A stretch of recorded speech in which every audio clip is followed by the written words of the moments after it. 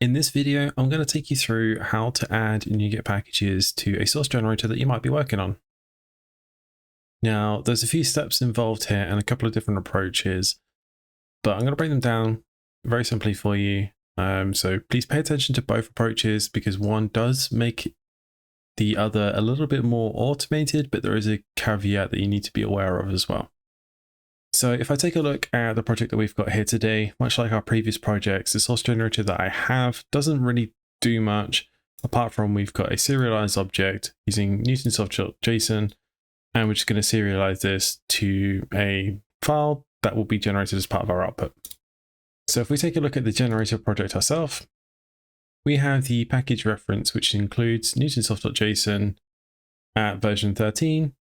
And we're only using it for the purposes of generation, so we're not going to be including this as a dependency of the generator itself in this case. Now, the important point to note here is that we're using the generate path property equals true. And what this does is it generates a new variable called pkg and then the package name with any periods, such as this symbol, replaced with an underscore. So we can see this at the bottom of the screen, pkg newtonsoft underscore JSON.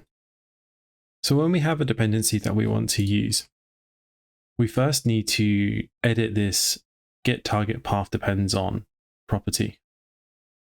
We set it to itself, and then we append a brand new target, which in this case, we're just going to call get dependency target paths.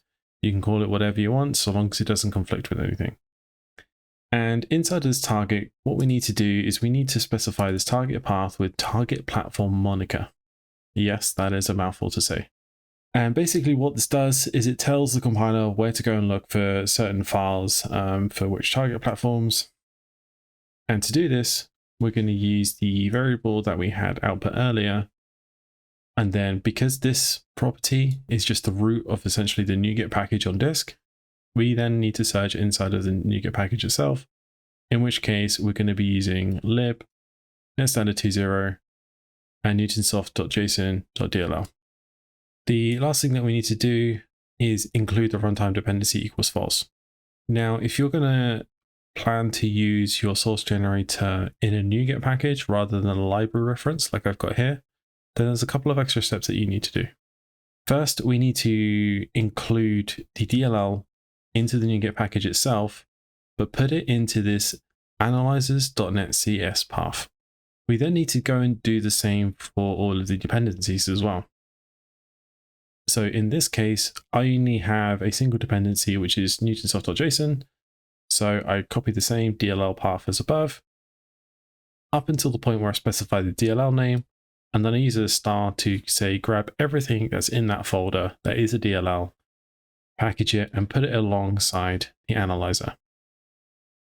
Now, because we have already included the assembly output here, we do need to make one additional change, and that's right at the top in our property group, where we say, don't include the build output. We do this by saying include build output equals false.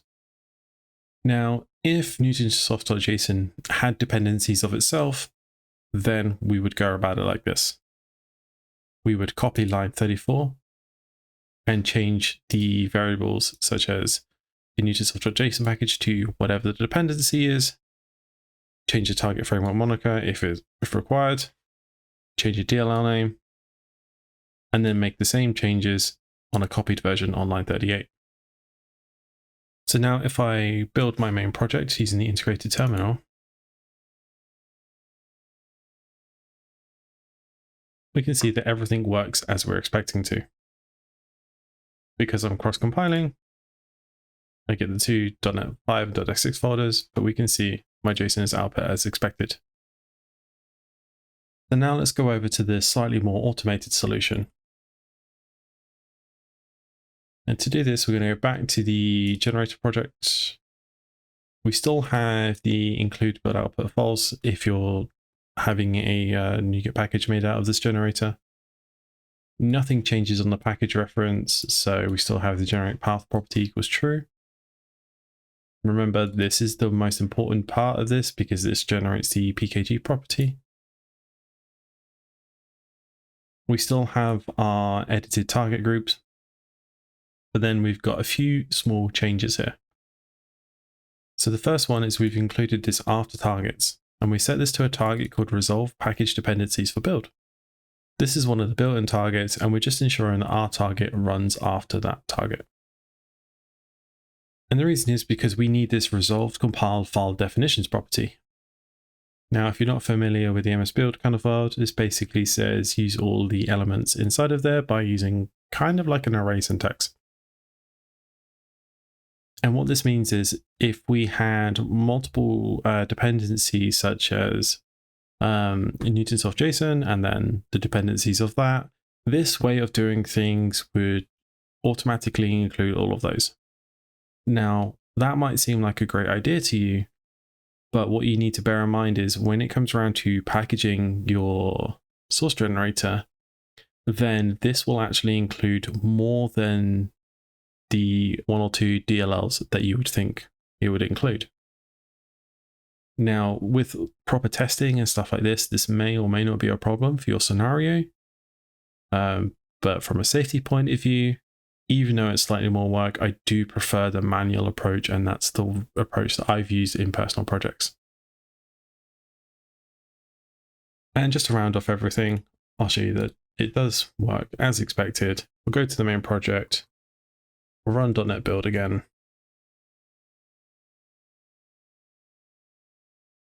And you'll see in one of our folders, we have our generated path. And that's it for today's video. Hope you liked it. If so, please do hit the like button below and consider subscribing if you haven't already. It really does help my channel grow. For those of you that are GitHub sponsors, you have access to all of this source code and all of my past and future source code as well. I'll see you next time, and thank you very much for watching.